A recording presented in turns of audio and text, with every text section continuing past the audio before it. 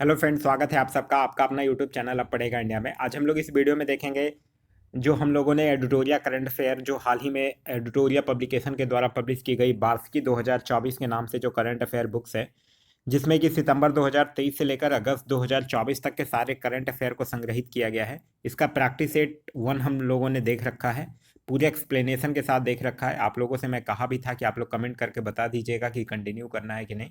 आप लोग काफ़ी लोगों का कमेंट आया, उसके लिए मैं आप लोगों का आभारी हूँ। और आज हम लोग देखेंगे प्रैक्टिस सेट नंबर 2। इसका अगर आप लोगों को पीडीएफ चाहिए तो पीडीएफ के लिए वीडियो के दिए गए डिस्क्रिप्शन लिंक से जाकर टेलीग्राम ग्रुप ज्वाइन कर सकते हैं, या फिर टेलीग्राम में जाकर सर्च कर सकते हैं यहाँ पढ़ेगा इंडिया। वहाँ जो ग्रुप आएगा उसको ज्वाइन कर लीजिए, वहाँ इसका पीडीएफ जो है वो प्रोवाइड करवा दिया जाएगा। तो चलिए अब बढ़ते हैं अपने क्वेश्चन की तरफ। आज का जो हमारा पहला क्वेश्चन है वो यह कह रहा है कि निम्न कथनों पर विचार कीजिए और सत्य कथन का चयन करिए। उत्तर प्रदेश के महाराजागंज में गिद्धों की एशियन किंग प्रजाति के लिए दुनिया का पहला संरक्षण और प्रजनन केंद्र स्थापित किया जाएगा। ये बिल्कुल सही बात है। एशियाई किंग गिद्ध आईयूसीएन, आईयूसीएन का मतलब होता है international union for conservation of nature, red list की सूची में गंभीर रूप से संकटग्रस्त के अंतर्गत शामिल है। तो ये भी बिल्कुल सही है। तो इस क्वेश्चन का सही आंसर होगा वो होगा ऑप्शन नंबर सी। यहाँ 1 और 2 दोनों सही है।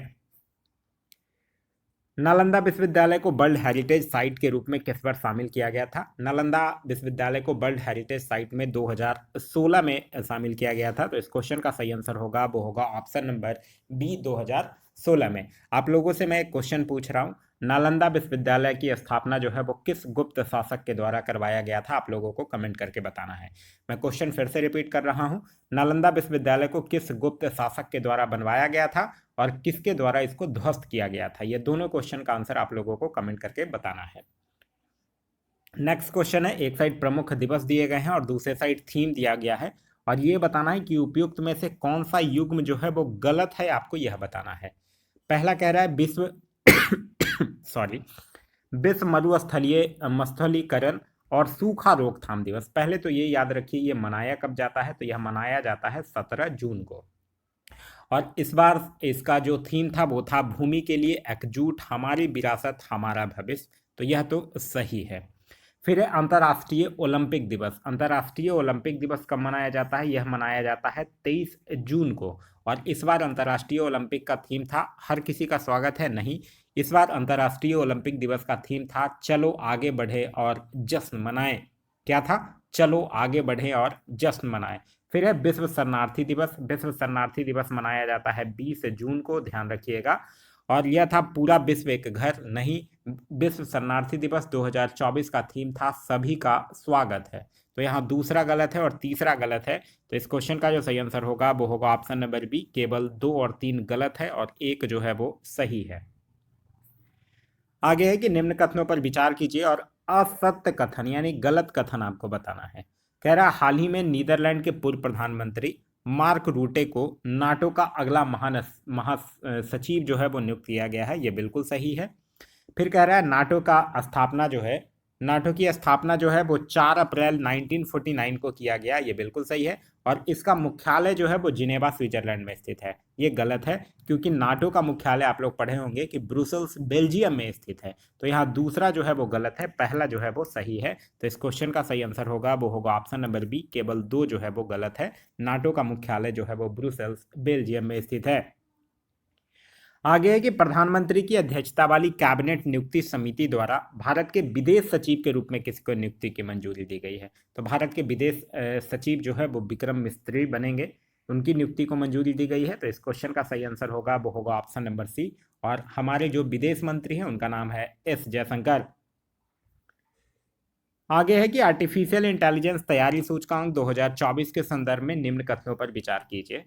यह सूचकांक जो है वो विश्व बैंक द्वारा जारी किया जाता है। बिल्कुल गलत है, क्योंकि आर्टिफिशियल इंटेलिजेंस तैयारी सूचकांक जो है वो विश्व बैंक नहीं बल्कि आईएमएफ यानी अंतर्राष्ट्रीय मुद्रा कोष के द्वारा जारी किया जाता है। फिर कह रहा है कि भारत को 0.49 रेटिंग के साथ निम्न आय वाले देश की श्रेणी में रखा गया है। ये गलत है। भारत की रेटिंग तो 0.49 है, ये बिल्कुल सही है, लेकिन इसको निम्न आय वाली देश नहीं बल्कि उभरती बाजार अर्थव्यवस्था की श्रेणी में रखा गया है, ना कि निम्न आय वाले देश में उभरती बाजार अर्थव्यवस्था में रखा गया है। तो यह भी गलत है। फिर कह रहा है शीर्ष प्रदर्शनकर्ता देश के रूप में सिंगापुर के बाद डेनमार्क और यूएसए का स्थान है। बिल्कुल सही है, सिंगापुर सबसे शीर्ष पर है, इसका रेटिंग था 0.80। डेनमार्क दूसरे नंबर पर है, इसका रेटिंग था 0.78 और यूएसए तीसरे नंबर पर था जिसका रेटिंग था 0.77। ठीक है, तो यह सही है। यहाँ आपसे पूछ रहा है असत्य कथन बताना है, तो पहला और दूसरा दोनों असत्य है, यानी ऑप्शन नंबर सी जो होगा वो इसका सही आंसर होगा। नेक्स्ट है कि चर्चा में रहा बिनसर वन्यजीव अभ्यारण्य जो है वो किस राज्य स्थित में है। तो बिनसर वन्यजीव अभ्यारण्य अभी हाल ही में चर्चा में था क्योंकि यहाँ आग की घटना हो गई थी। और बिनसर वन्यजीव अभ्यारण्य जो है वो उत्तराखंड के कुमायूं हिमालय में अल्मोड़ा जिले में स्थित है। तो इस क्वेश्चन का जो सही आंसर होगा वो होगा ऑप्शन नंबर सी, यानी कि उत्तराखंड। नेक्स्ट है कि हाल ही में संयुक्त राज्य अमेरिका ने किस देश को अपना प्रमुख गैर नाटो सहयोगी नामित किया है। तो यह किस देश को किया है? केन्या को किया है। इस क्वेश्चन का सही आंसर होगा वो होगा ऑप्शन नंबर डी, केन्या, जो कि पूर्वी अफ्रीका में स्थित एक देश है जिसकी राजधानी है नैरोबी। आगे है कि निम्न कथनों पर विचार कीजिए। हाल ही में श्रीनगर विश्व शिल्प शहर के रूप में मान्यता प्राप्त करने वाला चौथा भारतीय शहर बन गया है। ये बिल्कुल सही है और मोस्ट इंपॉर्टेंट क्वेश्चन है, ध्यान रखिएगा। उसके बाद कह रहा है कि जयपुर, वाराणसी और मैसूर को पहले ही विश्व शिल्प शहरों के रूप में मान्यता मिल चुकी है। ये गलत है। जयपुर को मिला है, मैसूर को मिला है, वाराणसी को नहीं मिला है, बल्कि 3 जो है वो वाराणसी के जगह पर मलप्पुरम होगा। ठीक है, तब ये जाकर सही होगा। तो यहाँ दूसरा गलत है, पहला सही है। तो इस क्वेश्चन का सही आंसर होगा वो होगा ऑप्शन नंबर ए, केवल एक जो है वो सही है। नेक्स्ट है कि विश्व निवेश रिपोर्ट 2024 के संदर्भ में निम्न कथनों पर विचार कीजिए। विश्व निवेश रिपोर्ट 2024, यह रिपोर्ट जो है वो विश्व बैंक द्वारा जारी किया जाता है। यह गलत है। यह रिपोर्ट जो है वो UNCTAD यानी संयुक्त राष्ट्र व्यापार और विकास के द्वारा जारी किया जाता है। तो यह तो गलत है। फिर कह रहा है प्रत्यक्ष विदेशी निवेश के मामले में भारत वर्ष 2022 में 8वें स्थान से फिसलकर 2023 में 15वें स्थान पर आ गया है। यह जो है वो बिल्कुल सही है। फिर कह रहा है रिपोर्ट के अनुसार 2023 में भारत में प्रत्यक्ष विदेशी निवेश यानी FDI 28% से घटकर $43 बिलियन हो गया है। ये गलत है।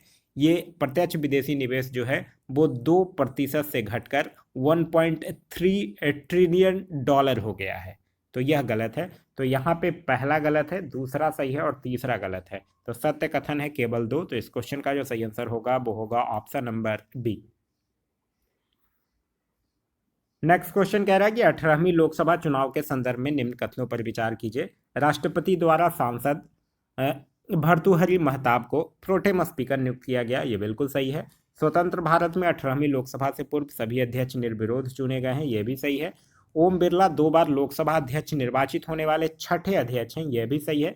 प्रोटेम स्पीकर की नियुक्ति के संबंध में राष्ट्रपति संविधान के अनुच्छेद 94(1) से शक्तियां प्रदान करता है। ये गलत है। अनुच्छेद 94(1) से नहीं बल्कि अनुच्छेद 95(1) से जो है वो अपनी शक्तियां प्राप्त करता है। आगे है कि हाल ही में भारत सरकार के शिक्षा मंत्रालय द्वारा राष्ट्रीय परीक्षण एजेंसी यानी NTA जो है के माध्यम से परीक्षा को पारदर्शी, सुचारू और निष्पक्ष कराने हेतु किनकी अध्यक्षता में एक समिति का गठन किया गया है। तो किसकी अध्यक्षता में किया गया है? डॉक्टर के राधाकृष्णन के अध्यक्षता में एक समिति का गठन किया गया है। तो इस क्वेश्चन का जो सही आंसर होगा वो होगा ऑप्शन नंबर सी, डॉक्टर के राधाकृष्णन। नेक्स्ट है कि निम्नलिखित कथनों पर विचार कीजिए। हाल ही में फिलीपींस के पूर्व प्रधानमंत्री फिलेमेन यंग को संयुक्त राष्ट्र महासभा के 79 में सत्र का अध्यक्ष चुना गया है। तो देखिए, ये फिलेमेन यंग को संयुक्त राष्ट्र महासभा के 79 में सत्र का अध्यक्ष चुना गया है। ये तो सही है। बल्कि ये फिलीपींस के पूर्व प्रधानमंत्री नहीं है, बल्कि कैमरून के ये पूर्व प्रधानमंत्री हैं। तो इस तरह से ये स्टेटमेंट गलत हो गया। फिर कह रहा है थाईलैंड जो है वो समलैंगिक विवाह को मंजूरी देने वाला दक्षिण पूर्व एशिया का पहला देश बन गया है। यह सही है। तो पहला यहाँ गलत है, दूसरा सही है। तो इस क्वेश्चन का सही आंसर होगा वो होगा ऑप्शन नंबर बी, केवल 2 जो है वो सही है। आगे है कि हाइड्रोन परियोजना में हाइड्रोन का पूर्ण विस्तार क्या है। तो हाइड्रोन का जो फुल फॉर्म होता है वो होता है high through out optical network demonstration system. तो इस क्वेश्चन का सही आंसर होगा वो होगा ऑप्शन नंबर सी। अच्छा, ये बताइए हाइड्रोन प्रोजेक्ट पता है आप लोगों को क्या है? आप लोग एक नाम सुने होंगे ESA यानी कि यूरोपियन स्पेस एजेंसी। तो जो यूरोपियन स्पेस एजेंसी है उसी के द्वारा अंतरिक्ष में उपग्रहों के बीच डाटा संचारित करने के लिए यह हाइड्रोन प्रोजेक्ट जो है वो शुरू किया गया है। नेक्स्ट है कि निम्न कथनों पर विचार कीजिए। 50वें G7 शिखर सम्मेलन जो है वो अपूलिया इटली में संपन्न हुआ। ये बिल्कुल सही है, अपूलिया इटली में संपन्न हुआ है। मोदी जी जीतने के पहले सबसे पहले इटली ही गए थे। G7 सदस्य के रूप में भारत भी एक देश है, ये गलत बात है, क्योंकि G7 का सदस्य कौन कौन है? कनाडा है, फ्रांस है, जर्मनी है, इटली है, जापान है, यूके है, यूएस है और यूरोपियन यूनियन है। भारत इसका एक सदस्य देश नहीं है। G7 का प्रथम शिखर सम्मेलन 1975 में आयोजित किया गया था, यह भी बिल्कुल सही है। तो पहला सही है, दूसरा गलत है और तीसरा सही है। सत्य कथन का यहाँ चुनाव करना है तो केवल 1 और 3 सही है, यानी ऑप्शन नंबर बी जो होगा वो सही आंसर होगा। नेक्स्ट में है कह रहा है कि चर्चा में रहे थारिस ज्वालामुखी का संबंध जो है वो किस ग्रह से है? थारिस ज्वालामुखी जो चर्चा में है, एक्चुअली चर्चा में रहने का रीजन क्या है कि इसके ऊपर पानी के बर्फ के बादल और जलवाष्प का पता लगाया गया है, इसीलिए यह जो है वो चर्चा में है। और यह किस ग्रह से है? यह जो है वो मंगल ग्रह से है। तो इस क्वेश्चन का सही आंसर होगा वो होगा ऑप्शन नंबर ए, यानी कि मंगल ग्रह। नेक्स्ट है कि कह रहा है कि असत्य कथन का चुनाव करना है आपको।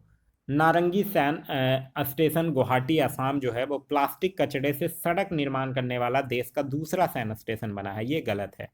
जैसा कि आप लोगों को मैं उस वीडियो में फटाफट 100 वाले वीडियो में मैं ये करवाया हूँ। नारंगी सैन स्टेशन जो है वो गुवाहाटी से निर्माण करने वाला देश का दूसरा नहीं बल्कि देश का पहला सैन स्टेशन है। अगर आपसे पूछे कि देश का दूसरा कौन है तो वो है जयपुर। ठीक है, जयपुर सैन स्टेशन देश का दूसरा सैन स्टेशन है।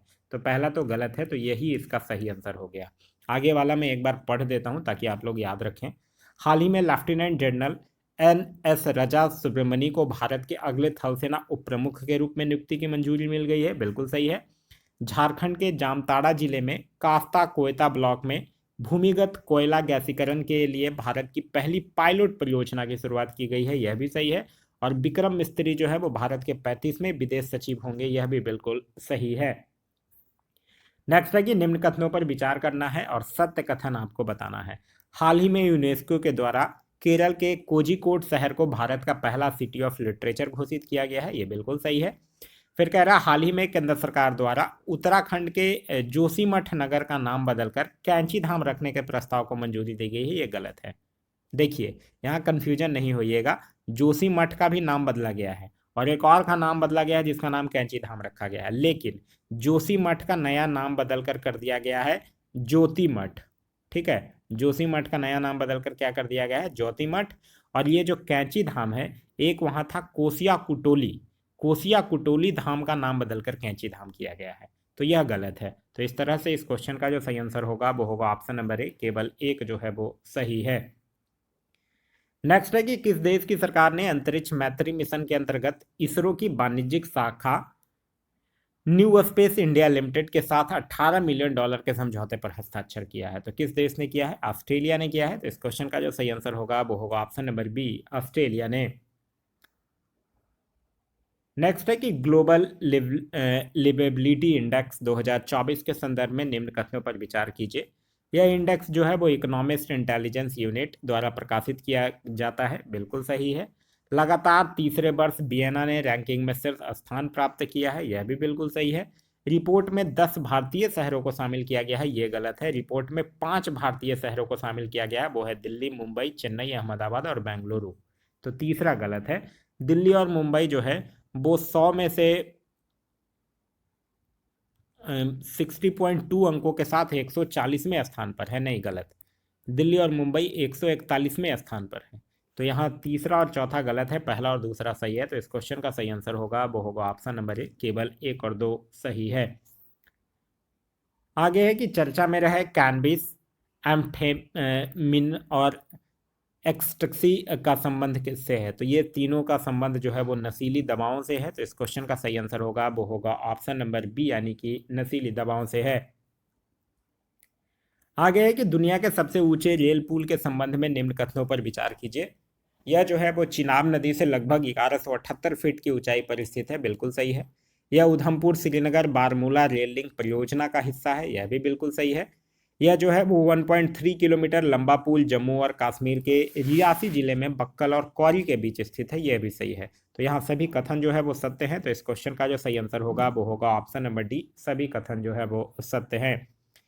आगे है, एक साइड व्यक्ति के नाम दिए गए हैं, दूसरे साइड पद और नियुक्ति की बात कही गई है और पूछ रहा है इनमें से कौन से युग्म सही सुमेलित है। डॉक्टर प्रमोद कुमार मिश्रा, प्रधानमंत्री के प्रधान सचिव, बिल्कुल सही है। Kapil Dev, professional golf tour of India PGTI के नए अध्यक्ष, यह भी सही है। मनोज जैन, भारत इलेक्ट्रॉनिक्स लिमिटेड के चेयरमैन तथा प्रबंध निदेशक, यह भी सही है। लोक दर्शन रैग्मी, नेपाल में भारत का राजदूत, यह भी सही है। तो यहाँ चारों के चारों सही है। तो इस क्वेश्चन का जो सही आंसर होगा वो होगा ऑप्शन नंबर डी, यहाँ सभी चार जो है वो सही है। नेक्स्ट है कि वैश्विक पवन दिवस के अवसर पर जारी पवन ऊर्जा स्थापित क्षमता के दृष्टिकोण से राज्यों का आरोही क्रम क्या है। वैश्विक पवन दिवस कब मनाया जाता है? पहले तो आपको यही चीज ध्यान रखना है कि 15 जून को मनाया जाता है वैश्विक पवन दिवस। यहाँ आपसे पूछ रहा है कि जारी पवन ऊर्जा स्थापित क्षमता के दृष्टिकोण से राज्यों का आरोही क्रम। आरोही क्रम का मतलब समझते हैं, असेंडिंग ऑर्डर यानी इंक्रीजिंग ऑर्डर में आपसे पूछ रहा है। तो इंक्रीजिंग ऑर्डर में पूछ रहा है, तो ऐसे अगर देखिए क्रम में है तो पहले नंबर पे है कौन? गुजरात, ठीक है। दूसरे नंबर पे है कर्नाटक और तीसरे नंबर पे है तमिलनाडु, ठीक है। अब इसको आरोही क्रम में सजाइएगा तो सबसे पहले तमिलनाडु हो जाएगा, फिर कर्नाटक हो जाएगा, फिर गुजरात होगा, जो कि ये ऑप्शन में नहीं है। तो यहाँ ये ऑप्शन हमको गलत दिख रहा है, क्योंकि तमिलनाडु, कर्नाटक और गुजरात होना चाहिए, ठीक है, जो कि कोई ऑप्शन में नहीं है। तो पहले नंबर पे है गुजरात, कर्नाटक और तमिलनाडु। तो इस क्वेश्चन को एक बार देख लीजिएगा और बुक में भी इसको मेरे हिसाब से करेक्ट करने की जरूरत है। आगे है कि निम्न कथनों पर विचार कीजिए। स्पेन अंतर्राष्ट्रीय सौर गठबंधन में पूर्ण सदस्य के रूप में शामिल होने वाला 100वां देश बन गया है। ये गलत है, क्योंकि स्पेन जो है वो 99वां देश बना है। 100वां देश कौन बना है? याद रखिएगा, पराग्वे जो है वो 100वां देश बना है। तो पहला तो हो गया गलत। अंतर्राष्ट्रीय सौर गठबंधन की स्थापना COP15 के दौरान हुई थी, यह भी गलत है। COP21 के दौरान हुआ था, कॉन्फ्रेंस ऑफ पार्टीज 21 के दौरान हुआ था, तो यह भी गलत है। तो यहाँ बोल रहा है असत्य कथन, तो असत्य कथन 1 और 2 दोनों असत्य है। तो इस क्वेश्चन का सही आंसर होगा वो होगा ऑप्शन नंबर सी। आगे है, होपेक्स अभ्यास के संबंध में निम्न कथनों पर विचार कीजिए। यह भारतीय और मिस्र की नौसेना के मध्य संयुक्त अभ्यास है। यह भारत और मिस्र की नौसेना नहीं बल्कि वायुसेना के मध्य संयुक्त अभ्यास है। होपेक्स जो है वो वायुसेना करवाता है, तो ये गलत है। यह अभ्यास का चौथा संस्करण है, यह सही है, जिसका आयोजन मिस्र में ही किया जा रहा है। तो केवल 2 जो है वो सही है, यानी ऑप्शन नंबर बी जो होगा वो सही आंसर होगा। नेक्स्ट है कि हाल ही में खबरों में रहा नागशास्त्र 1 क्या है?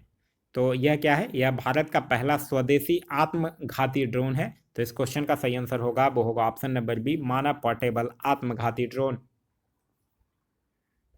नेक्स्ट है कि हाल ही में WHO ने किस चिकित्सा संस्थान को पारंपरिक चिकित्सा में मौलिक और साहित्यिक अनुसंधान के लिए WHO सहयोग केंद्र के रूप में नामित किया है?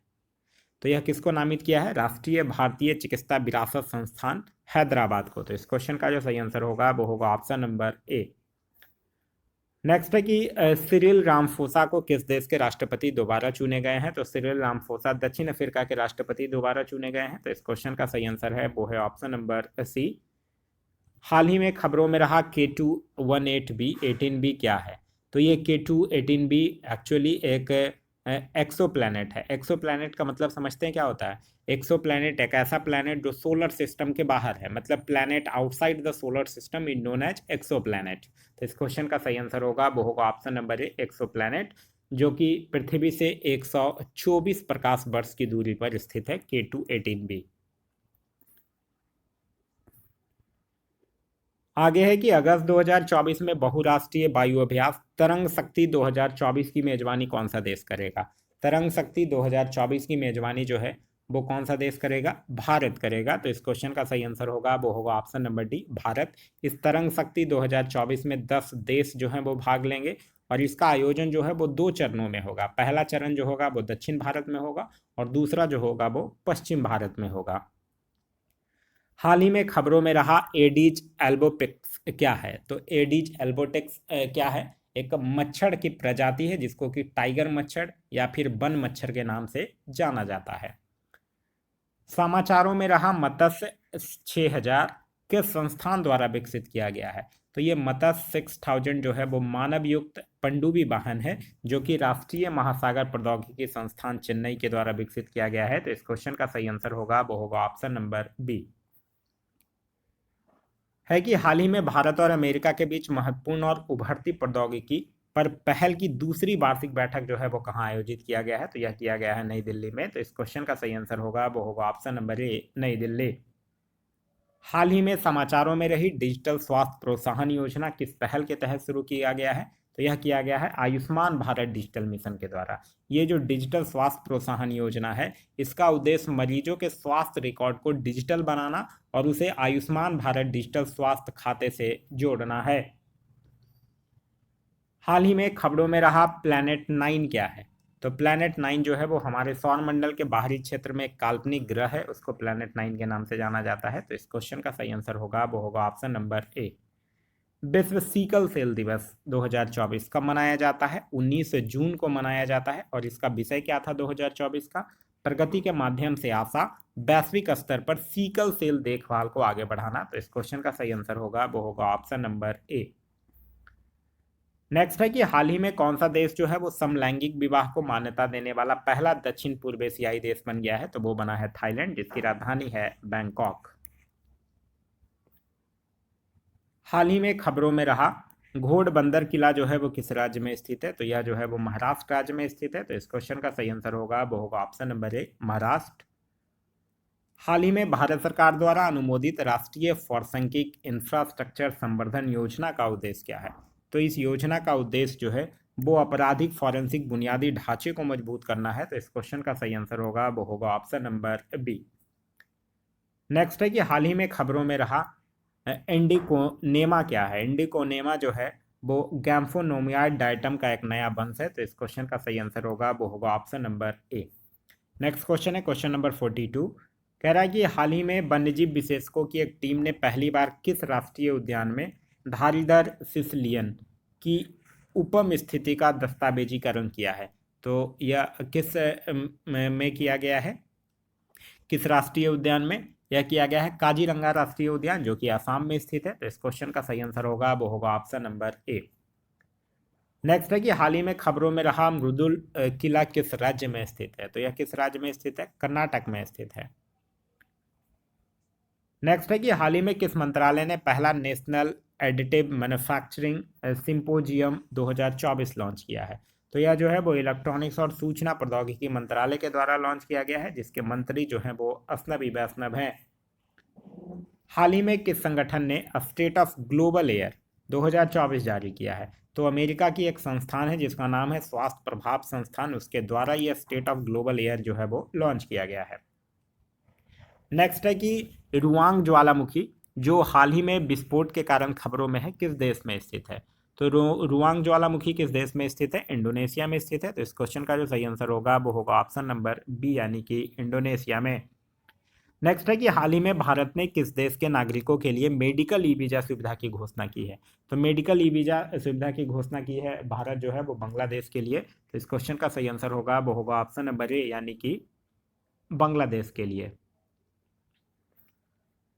आगे है तीरंदाजी विश्व कप 2024 में भारत के लिए 2 कांस्य पदक किसने जीते हैं? तो उनका नाम है धीरज बोमदेवरा, जो कि आंध्र प्रदेश से बिलोंग करते हैं। नेक्स्ट है अंतर्राष्ट्रीय ओलंपिक दिवस 2024 का विषय क्या है? तो अंतर्राष्ट्रीय ओलंपिक दिवस कब मनाया जाता है? 23 जून को मनाया जाता है। और 2024 का विषय है चलो आगे बढ़ें और जश्न मनाएं। नेक्स्ट है कि खालूबार युद्ध स्मारक संग्रहालय जो हाल ही में समाचारों में देखा गया है, भारत के किस क्षेत्र में स्थित है? तो यह भारत के लद्दाख क्षेत्र में स्थित है। तो इस क्वेश्चन का सही आंसर होगा वो होगा ऑप्शन नंबर बी, लद्दाख में। लद्दाख से याद रखिएगा, लद्दाख में जिलों की संख्या थी 2, लेकिन गृह मंत्रालय के द्वारा 5 नए जिलों की घोषणा कर दी गई है। और अब लद्दाख में टोटल जिलों की संख्या हो जाएगी, वो हो जाएगा 7 जिला। तो यह था हमारा आज का वीडियो। आज का वीडियो आप लोगों को कैसा लगा कमेंट करके जरूर बताइएगा। साथ ही इस वीडियो से कुछ सीखने के लिए मिला तो एक लाइक जरूर कर दीजिएगा। वीडियो पसंद आ रहा है तो अपने दोस्तों के साथ शेयर करना ना भूलें। और अभी तक आप इस चैनल पर नए हैं या चैनल को सब्सक्राइब नहीं किए हैं तो चैनल को सब्सक्राइब कर लीजिए और साथ ही साथ बेल आइकन दबा लीजिए ताकि हमारे सारे वीडियो के नोटिफिकेशन जो है वो आपको मिलते रहें। Thanks for watching.